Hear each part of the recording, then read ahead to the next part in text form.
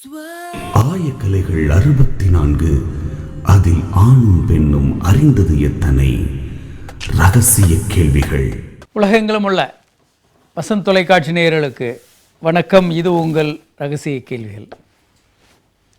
இப்போது புதிதாக குழந்தையின்மை ரீப்ரொடக்டிவ் மெடிசனில் புதிதாக வந்த கண்டுபிடிப்புகள் பற்றி நம்ம பேசிகிட்டு இருக்கோம். இந்த துறை எப்படி பல்வேறு படிகளை தாண்டி இன்றைக்கி வந்திருக்கு அப்படின்றத பற்றி நம்ம தொடர்ச்சியாக பேசிகிட்ருக்கோம்.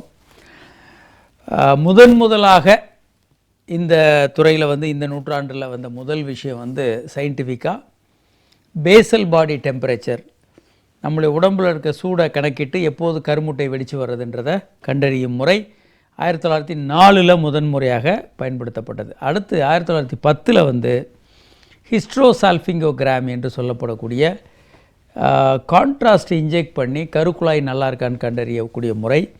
அடுத்து 1913 விந்தணுக்களும் செர்வைக்கல், அந்த கர்ப்பப்பையினுடைய வாயில் வரக்கூடிய அந்த சளி போன்ற மியூக்கஸும் அதனுடைய இன்ட்ராக்ஷன் எப்படி கருத்தரிக்கிறதுக்கு உதவுது என்பதையும் அறிய இது முக்கியமான ஒரு விஷயமாக இருந்தது.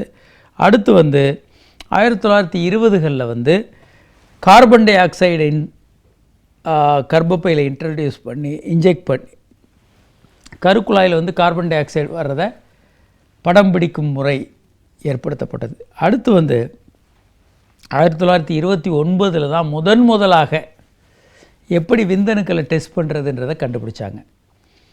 1940 லேப்ரோஸ்கோப்பி ஃப்ரான்ஸில் ரொம்ப பாப்புலராக இருந்தது. 1940 ஒரு காலர் இருக்காங்க. ஹலோ வணக்கம் சார். வணக்கம், சொல்லுங்கள் சார். சார், ஒய்ஃப் கன்சீவ் 8 மாதமாக இருக்காங்க. இப்போ உடலுறவு செய்கிறதுக்கு இப்போ அவங்களும் செய்கிறாங்க இன்ட்ரெஸ்ட்டாக. அது இப்போ அவங்க செய்யலாமா இல்லை நான் மட்டும் தான் செய்யலாங்களா? 2 பேருமே செய்யலாங்க, ஒன்றும் தப்பு இல்லை. அப்படிங்களா? நார்மலாக செக்ஸ் வச்சுக்கலாம். ரொம்ப வயிறு பெரிதாக இருக்குது அப்படின்னா வேறு பொசிஷன் சைட் பை சைட்லேருந்து செக்ஸ் பண்ணலாம். எப்படிங்க சார்? அதாவது வயிறு அவங்களுக்கு பெருசாக இருக்கும் அப்படின்றதுனால நீங்கள் மேலே படுத்து செக்ஸ் பண்ணாமல் சைடுவாக செக்ஸ் பண்ணலாம். அல்லது அவங்க ஃப்ரண்ட்டில் இருந்து நீங்கள் பின்புறமாக இருந்து செக்ஸ் பண்ணலாம். டாகி பொசிஷன்னு சொல்லுவாங்க. அந்த மாதிரி வேறு முறைகளை நீங்கள் பயன்படுத்தலாம். அதான் சார், நான் கீழே இருந்து அவங்க செய்யலாம். பண்ணலாம். அதனால ஒன்றும் ப்ராப்ளம் இல்லை. ஒரு ப்ராப்ளம் வராது. அப்படிங்களா? இப்போ ரெகுலராக வச்சுக்கலாங்களா இல்லை அடிஷனலாக அட்டாச் அப்படின்னு? ரெகுலராக செக்ஸ் வச்சுக்கலாங்க, எந்த தப்பும் இல்லை. சரி, இப்போது லேப்ரோஸ்கோப்பி 1940 ஃப்ரான்ஸில் ரொம்ப பாப்புலராக இருந்தது. அது கொஞ்சம் கொஞ்சமாக உலகம் முழுவதும் இப்போ பரவி இப்போ லேப்ரோஸ்கோப்பி சர்ஜரி உலகம் முழுவதுமே ஒரு பாப்புலரான அறுவை சிகிச்சையாக இருக்குது. அதே மாதிரி 1960 குழந்தை பிறப்பதற்கான மருந்துகள் கண்டுபிடிக்கப்பட்டது. நிறைய மருந்துகள் பயன்படுத்தப்பட்டது. 1970 டியூப் கருக்குழாயில் வர பிரச்சனைகளுக்கான மைக்ரோ சர்ஜரி ரொம்ப பாப்புலராக ஏற்படுத்தப்பட்டது. 1978 test tube baby Louise Brown முதலாக பிறந்த குழந்தை லூயிஸ் ப்ரவுன். 1980 குழந்தையின்மைக்கான லேப்ரோஸ்கோபிக் அறுவை சிகிச்சைகள் ரொம்ப பாப்புலராச்சு. 1992 இக்ஸி என்ற முறை லேட்டஸ்ட்டாக கருக்குழாய் அடைப்பு போன்ற பிரச்சனைகளில் விந்தணுக்கள் மிக குறைவாக இருக்க கண்டிஷனில் கருமுட்டை எடுத்து அதில் விந்தணுவை இன்ஜெக்ட் பண்ணி கருவாக்கி கர்ப்பப்பையில் வைக்கிறது. இந்த டைமில் லேசர் அசிஸ்டட் ஹேட்சிங் 2000 லேசர் அசிஸ்டட் ஹேட்சிங். கருவினுடைய வெளி ஓடுற ரொம்ப திக்காக இருந்ததுன்னா அது கர்ப்பப்பையில் ஒட்டி வளர்கிறது கஷ்டமாக இருக்கும். லேசர் மூலமாக அந்த கருவினுடைய வெளி ஓட்டுனை சிறிதாக்கக்கூடிய முறைகள் வெகுவாக பயன்படுத்தப்பட்டது. இந்த மாதிரி பல்வேறு முறைகளை வச்சு கருத்தரிக்கிற முறைகள் ரொம்ப ரொம்ப ஒரு அதிசயத்தக்க பிரமிக்கத்தக்க சக்ஸஸோட வளர ஆரம்பிச்சது. ஒரு காலர் இருக்காங்க. ஹலோ வணக்கம், யார் எங்கேருந்து பேசுகிறீங்க சார்? சார், என் பேர் அருண் சார். சொல்லுங்கள் அருண். இல்லை சார், எனக்கு சின்ன வயசுலேருந்து ரொம்ப வருஷமாக கை போக இருக்குது. சரி. இப்போ அதனால எனக்கு என்ன பயமா இருக்குன்னா, இப்போ அதிகமாக மூச்சு வாங்குது, கையெல்லாம் தடனா ஒதுருது. இப்போ தண்ணி மண்டை கூட லைட்டாக கை சேர்க்க வர மாதிரி இருக்கு சார். சரி. விரைப்புத்தன்மை கம்மியாக இருக்குது சார். நீங்கள் பதட்டமாக இருக்கிறீங்க அருண், வேறு ஒன்றும் இல்லை, பயப்படாதீங்க. இல்லை என்ன பையனா அன்னைக்கு நீங்கள் உங்கள் ப்ரோக்ராம் பார்த்தேன் சார். அதில் நீ சொல்லியிருந்தீங்க இப்போ விரைப்புத்தன்மை கம்மியாக இருந்தால் ஹார்ட் ப்ராப்ளம் வரும்னு. அதான் பயமாக இருக்குது சார். சரி, நீங்கள் வந்து செக்ஸாலஜி மருத்துவர் அணுகி இதுக்கான செக் பண்ணிக்கோங்க. இப்போ சமீபத்தில் நடந்த ஆய்வுகளில் சைனாவில் வந்து ஒரு 3000 ஆண்கள் கல்யாணமாகாத இளைஞர்களை எடுத்து ஆய்வு பண்ணதில் சுய இன்பம் பண்ணும்போது விரைப்புத்தன்மை குறைவாக இருக்கிறவங்கள கூட செக் பண்ணி அதில் நிறைய பேருக்கு வந்து இரத்த குழாய்களில் பிரச்சனைகள் இருந்தது, பல பேருக்கு ஹார்ட் பிரச்சனைகளும் சேர்ந்து இருந்ததை கண்டுபிடிச்சிருக்காங்க. அதனால் ஈவன் வயது குறைவானவர்களுக்கு முன்னெல்லாம் மன ரீதியான காரணங்கள் நம்ம நினச்சிக்கிட்டு இருந்தோம். இது வந்து இந்த மாதம் ஜூன் மாதம் ஜூலை மாதம் வந்த பல்வேறு ஆய்வுகளை தொகுத்து வெளியிட்டிருக்காங்க. அதில் வந்து இந்த விஷயம் வந்திருக்கு. சைனாவில் நடந்த மிகப்பெரிய ஆய்வு அது. இளைஞர்களுக்கு கூட ஆண்மை குறைவு வந்தால் அது ஹார்ட் பிரச்சனையோட ஒரு பகுதியாக இருக்கலாம் அப்படின்றது அந்த ஆய்வினுடைய முடிவு. அதுவும் கொஞ்சம் பேரை வச்சு ஆய்வு பண்ணல. ஆய்வு வந்து மிகப்பெரிய 3000 எண்ணிக்கையில் இருக்கக்கூடிய நபர்களை வச்சு ஆய்வு நடத்தியிருக்காங்க. உலகம் முழுவதும் இது வந்து புதிய ஒரு புரிதலை ஏற்படுத்தியிருக்கு ஆண்மை குறைவில். ஆனால் நீங்கள் ஒரு மருத்துவர் அணுகி இதை பற்றி முழுமையான செக் பண்ணிக்கிறது நல்லது. ஒரு காலர் இருக்காங்க. ஹலோ. ஹலோ, வணக்கம். Good evening sir. சொல்லுங்கள் மேடம். சார், எனக்கு மேரேஜ் ஆகிட்டு 3 months தான் ஆகுது எனக்கு. சரிங்க. நாங்கள் நைட்டில் செக்ஸ் வச்சுக்கும்போது வந்து வெளியே வந்துடுது சார். ஸ்பெர்ம் எல்லாம் வெளியே வந்துடுது. அது அப்படி தாங்க இருக்கும். பெண்ணுறுப்புலேருந்து விந்தெல்லாம் வெளியே தான் வரும். மார்னிங்கில் கூட ஏதாவது வேலை செய்யும்போது கூட அந்த ஸ்பெர்ம் வெளியே வந்துடுது சார். ஆமாங்க. அதாவதுங்க விந்து திரவத்தில் 95% திரவம் தான் இருக்கும். ஒரு 5% தான் உயிரணுக்கள் இருக்கும். செக்ஸ் பண்ணி முடித்த உடனே இந்த திரவம்லாம் அப்படி வெளியே வந்துடும். அணுக்கள் மட்டும் ஆக முடியாதா சார்? ஆகலாம். ப்ரெக்னென்ட் ஆகிறதுக்கு இதுக்கு சம்மந்தமே இல்லை. நீங்கள் நார்மலாகவே ப்ரெக்னென்ட் ஆகிருவீங்க. இந்த திரவம்லாம் வெளியே தான் வரும். திரவம் தான் வெளியே வரும். அணுக்கள் வந்து எல்லா பக்கமும் உருந்து போகும். Okay sir. அதனால நான் வந்து பீரியட்ஸ் ஆகிட்டு நாங்கள் 5வது நாள் நாங்கள் செக்ஸ் வச்சுக்கிறோம் சார். அதனால ஏதாவது எல்லா நாட்களும் செக்ஸ் வச்சுக்கலாம், ஒன்றும் பிரச்சனை இல்லை. பீரியட்ஸ் அப்போ செக்ஸ் வச்சுக்கிட்டா கூட நல்லது தான். உங்களுக்கு அந்த பாடி சர்க்கம் பண்ணியிருக்கிறாங்க. சரி, அதனால ஏதாவது என்ன அப்போ சர்க்கம்சேஷன் பண்ணால் நல்லதான், ஒன்றும் பிரச்சனை இல்லை. Okay sir. எல்லாம் இயல்பானது தாங்க. நீங்கள் பயப்பட வேண்டாம். இது எல்லாமே நார்மல். இதில் எவ்விதமான பிரச்சனையும் இல்லை. கவலைப்பட வேண்டாம் நீங்கள்.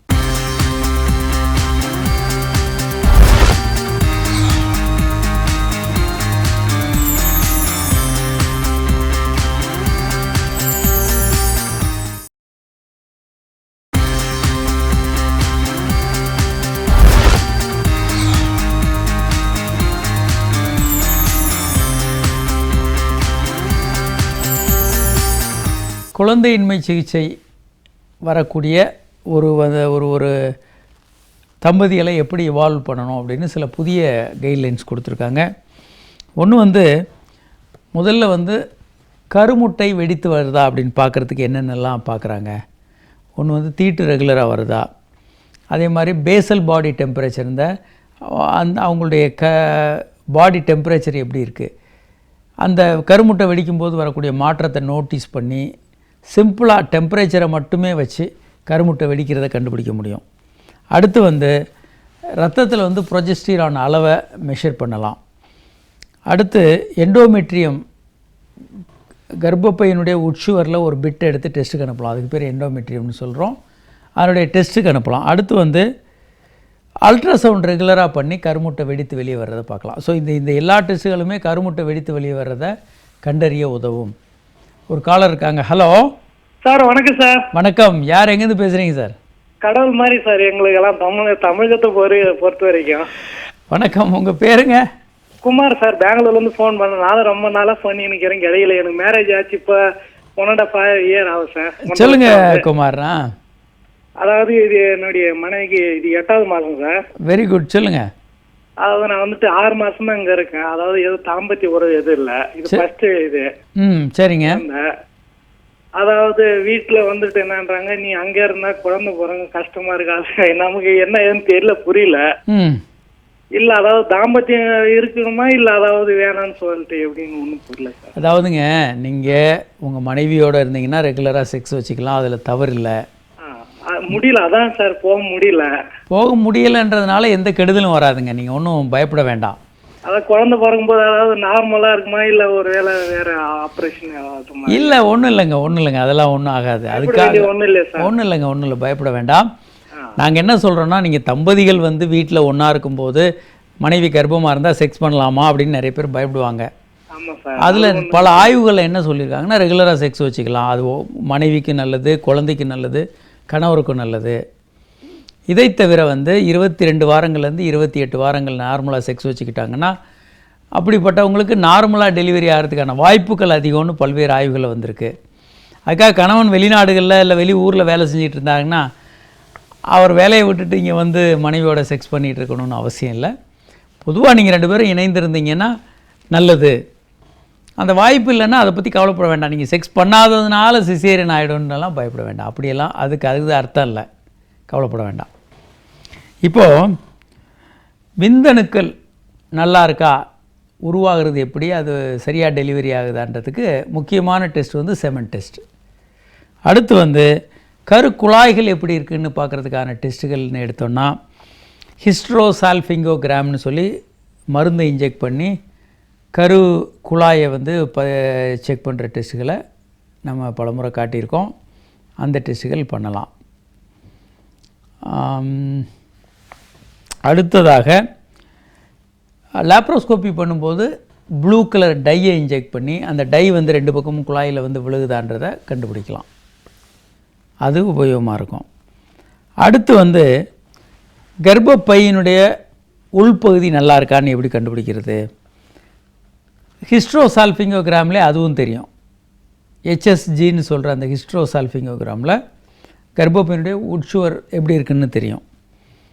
ஹிஸ்ட்ராஸ்கோப்பி என்று ஒரு கருவியை கர்ப்பப்பையில் செலுத்தி கர்ப்பப்பையை செக் பண்ணலாம். அடுத்து வந்து சோனோஹிஸ்ட்ரோகிராம் அப்படின்ற முறைகளில் இப்போ வந்து கர்ப்பப்பையினுடைய உட்பகுதியை செக் பண்ணலாம். கர்ப்பப்பையினுடைய உட்பகுதியில் வந்து பிரச்சனை இருந்தால் பார்த்திங்கன்னா அந்த ஃபைப்ராய்டு இதெல்லாம் கண்டுபிடிக்கலாம், பல்வேறு விஷயங்களை கண்டுபிடிக்கலாம். காலர் இருக்காங்க. Hello sir. வணக்கம், சொல்லுங்கள். சார் நான் இங்கே சவுதியிலேருந்து பேசுகிறேன். வணக்கம், சொல்லுங்கள். உங்கள் பேருங்க? ராஜேஷ். சொல்லுங்கள் ராஜேஷ். சார் நான் இங்கே உங்கள் ரகசிய கல்வி நாங்கள் நிறைய வருஷம் கொண்டு பார்த்துட்டு இருக்கோம். சொல்லுங்கள் சார். நன்றி, சொல்லுங்கள் சார். நான் ஒரு 8 வருஷம் கொண்டு தான் இங்கே சவுதியில் இருந்தேன். சொல்லுங்கள். இப்போ நான் நாட்டுக்கு போனேன். நாட்டுக்கு போய் கல்யாணம் பண்ணேன். கல்யாணம் பண்ணிட்டு முழு திருப்தியோட உடலுறவு கொள்ள முடியல. எதனால, என்ன பிரச்சனை வந்தது உங்களுக்கு? என்ன பிரச்சனைன்னு தெரியல. அதான் இப்போது முழு திருப்தியோட உடலுறவு கொள்ள முடியல, என்ன ஆச்சு? என்னாச்சுன்னா அதான் ஒன்றுமே புரியல. நான் இங்கே ஆஸ்பத்திரி போகிறேன், மற்ற ஹாஸ்பிட்டலுக்கு போகலான்னாலே பார்த்தேன் ஒரு இது என்ன கம்ப்ளைண்ட் சொல்லுவாங்களோனாலே ஒரு சந்தேகத்தில் அப்படி போகல. அதான் உங்கள்கிட்ட விழிச்சு கேட்டுட்டு. அதாவதுங்க, நீங்கள் தாம்பத்தியத்தில் ஈடுபட்டப்போ ஆணுறுப்பு முழுமையாக டீப்பாக பெனிட்ரேட் பண்ணி செக்ஸ் பண்ண முடிஞ்சது அவங்களால? அது பிரச்சனை ஒன்றும் இல்லை, ஒரு பிரச்சனை ஒன்றும் இல்லை. வேற என்ன பிரச்சனை இருந்தது? என்ன பிரச்சனை இருந்தது? முழுமையாയിട്ട് திருப்தி அடைய முடியல. அதான் உங்களுக்கு திருப்தி இல்லையா, உங்கள் மனைவிக்கு திருப்தி இல்லையா? எங்களுக்கு தான். அப்போ நீங்கள் வந்து நீங்களும் உங்கள் மனைவியும் சேர்ந்து ஒரு செக்ஸாலஜி மருத்துவரை பாருங்கள். ஏன்னா உங்களுக்கு என்ன பிரச்சனைன்னே தெளிவாக புரியலைன்னா நீண்ட நேரம் அந்த விஷயங்களை முழுமையாக ஆராய்ச்சி பண்ணணும். என்ன பிரச்சனை நீங்கள் சொல்ல வர்றீங்கன்னு. அதாவதுங்க, சாப்பாடு சரியில்லை அப்படின்னு மட்டும் சொன்னால் மொத்தமாக எதையும் சரி பண்ண முடியாது. என்ன பிரச்சனை இருந்தது, உப்பு கம்மியாக இருந்தது, காரம் கம்மியாக இருந்தது, இல்லை என்ன பிரச்சனைன்றதை கொஞ்சம் தெளிவாக சொன்னால் தான் நீங்கள் புரிதல் இருக்கும். அப்போ தான் ட்ரீட்மெண்ட் எல்லாம் கொடுக்க முடியும். எனக்கு திருப்தி இல்லைன்னா அது ஆண்களுக்கு திருப்தி இல்லைன்றது கொஞ்சம் அதிசயமான விஷயம். ஏன்னா நீங்கள் செக்ஸ் பண்ணாலே விந்து வந்துடும். சில நேரம் உங்கள் மனைவிக்கு உச்சகட்டம் அடையலைன்னா அது உங்களுக்கு ஒரு மனக்கவலை உண்டு பண்ணலாம். முதல்ல இது என்னென்னு இன்னும் கொஞ்சம் நீங்கள் டீட்டெயில்டாக சொன்னால் தான் நம்ம பல்வேறு விஷயங்களை பரிசீலனை பண்ண முடியும், இதற்கு என்ன தீர்வுன்னு சொல்ல முடியும். ஸோ இந்த படத்தை பார்க்குறீங்க, ஹிஸ்ட்ரோசால்ஃபிங்கோகிராம் எப்படி இருக்குன்றதை நீங்கள் பார்க்குறீங்க. ஸோ இது ஒரு நெகட்டிவ். இந்த குழாய்கள்லாம் கருப்பு கலரில் தெரியுது, இங்கே வந்து குழாய்கள்லாம் வெண்கலரில் வெண்மையில் தெரியுது. ஸோ இது வந்து யூட்ரஸ்ஸு, இது யூட்ரஸ்லேருந்து வரக்கூடிய டியூப்ஸ் பார்க்குறோம். இது வந்து கருப்பு கலரில் இருக்குது, யூட்ரஸும் அந்த டியூப்ஸும் கருப்பு கலரில் இருக்கிறத பார்க்குறோம். ஸோ என்னென்ன இன்ஸ்ட்ருமெண்ட் யூஸ் பண்ணுறாங்க, இந்த மாதிரியான டெஸ்ட் பண்ணுறதுக்கு என்னென்ன இன்ஸ்ட்ருமெண்ட்லாம் யூஸ் பண்ணுறாங்கன்றதை நீங்கள் இப்போ பார்க்குறீங்க.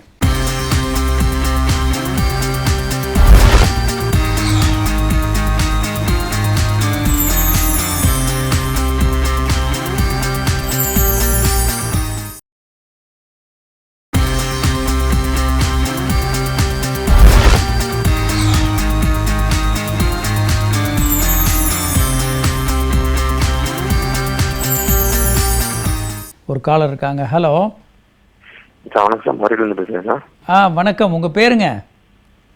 என் பேர் குமார் சார். குமார், சொல்லுங்கள் சார். ஆணுறுப்பு ரொம்ப சின்னதாக இருக்குது சார். சரி.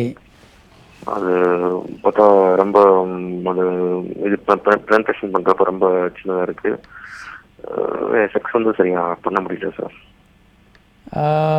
எவ்வளோ நாளாக இப்படி நீங்கள் நினைக்கிறீங்க ஆணுறுப்பு சின்னதாக இருக்குன்னு?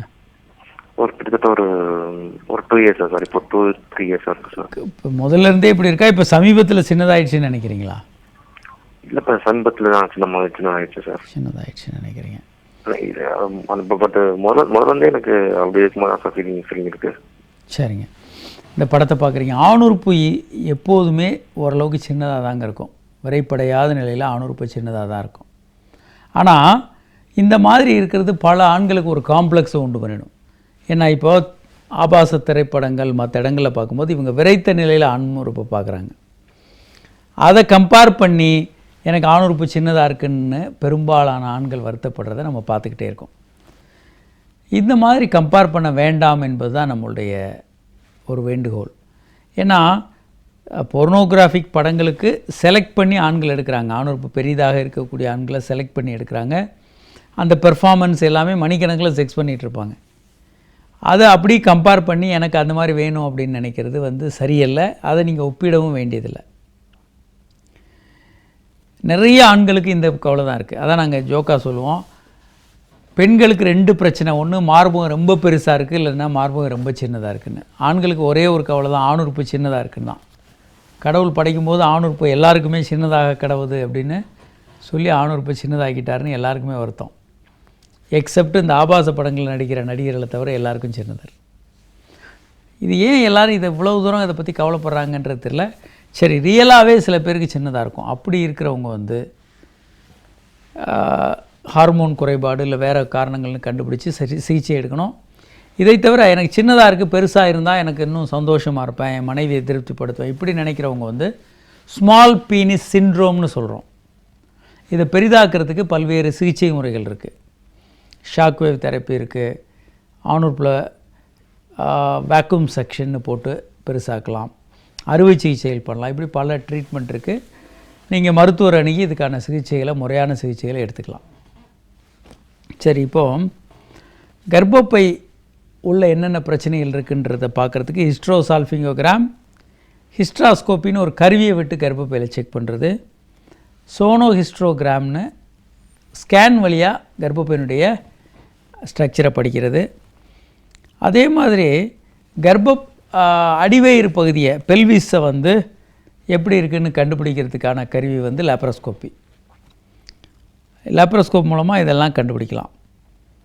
அதே மாதிரி விந்தணுக்கள் பெண்ணுறுப்பில் எப்படி போகுதுன்னு கண்டுபிடிக்கிறதுக்கு போஸ்ட் காய்டல் டெஸ்ட்.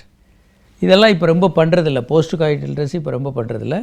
கணவனும் மனைவியும் வீட்டில் செக்ஸ் பண்ணிவிட்டு மனைவி உடனே டாக்டரை வந்து பார்க்கணும். டாக்டர்கள் வந்து அந்த பெண்ணுறுப்பில் செக் பண்ணுவாங்க. அதில் விந்தணுக்கள் நீந்திக்கிட்டு இருக்கு, இல்லை விந்து திரவம் இருக்கிறத வச்சு அவங்க வந்து போஸ்ட் காய்டல் டெஸ்ட் நல்லா இருக்குன்னு முடிவு பண்ணலாம். ஆனால் இப்போ இந்த டெஸ்ட்டுகள் ரொம்ப பண்ணுறதில்ல மருத்துவர்கள். ஒரு காலர் இருக்காங்க. Hello sir. வணக்கம் சார். அழகரசன், சேலத்துலேருந்து பேசுகிறேன். அழகரசன், சொல்லுங்கள் சார். இப்போ சொல்லுங்கள் சார். எனக்கு ஒரு டவுட்டு சார். சொல்லுங்கள் சார். இப்போ எங்கள் 2 பையன் 1 பொண்ணு 2 குழந்தைங்க இருக்காங்க. சரிங்க. கல்யாணம் ஆகி இப்போ எனக்கு ஒரு 10-12 வருஷம் ஆயிடுச்சு. சரிங்க. ஆனால் என்ன ஒரு கண்ணா, உறுப்பு வந்து சின்னதாக இருக்கு. இதை வந்து இப்போ இருக்கிற மெடிக்கல்ல வந்து இதை வந்து நம்ம பெருசு பண்றதுக்கு வாய்ப்பு இருக்குங்களா? கண்டிப்பாக வாய்ப்பு இருக்குங்க. ஸ்மால் பீனிஸ் சிண்ட்ரோம்னு சொல்கிறோம். பல்வேறு முறைகளில் இதை பெருசு பண்ண முயற்சி பண்ணலாம். என்ஹான்ஸ்மெண்ட் தெரப்பின்னு இருக்குது, ஷாக்வேவ் தெரப்பி இருக்குது, சில மருந்துகள் இருக்குது, இன்ஜெக்ஷன்ஸ் இருக்குது, அறுவை சிகிச்சைகள் இருக்குது. இப்படி பல முறைகளில் ஆணுறுப்பை பெருசு பண்ணலாம். இப்போ உலகம் முழுவதுமே இந்த மாதிரியான ட்ரீட்மெண்ட் நிறைய போய்கிட்டு இருக்கு. Okay okay. வணக்கம். இப்போ குழந்தையின்மை சிகிச்சை முறைகளில் என்னென்ன மாற்றங்கள் இருக்குது அப்படின்றத ஒரு தொகுத்து இப்போ புதிய விஷயங்களையும் சேர்த்து சொல்லியிருக்காங்க. ஒரு காலர் இருக்காங்க. ஹலோ. Hello sir. வணக்கம் சார். வணக்கம், சொல்லுங்கள் மேடம். சார் உங்களுக்கு ரொம்ப நாளாக டைப் பண்ணி பார்க்க ஒன்றும் பேசவே முடியல, லைனே கிடைக்க மாட்டேக்காக தான் நீங்கள் 10 நிமிஷத்துக்கு முன்னாலே போட்டு பார்த்துட்டேன். சொல்லுங்கள் மேடம், உங்கள் கேள்வி என்னங்க? உங்கள் பேருங்க? பேர் விஜயலட்சுமி சார். விஜயலட்சுமி, சொல்லுங்கள் சார். வீட்டில் தாமத்தவங்கிறது இப்போ வருஷம் 1 வருஷம் ஆயிடுச்சு. எனக்கு வயசு 35 வயசு ஆகுது. சரிங்க.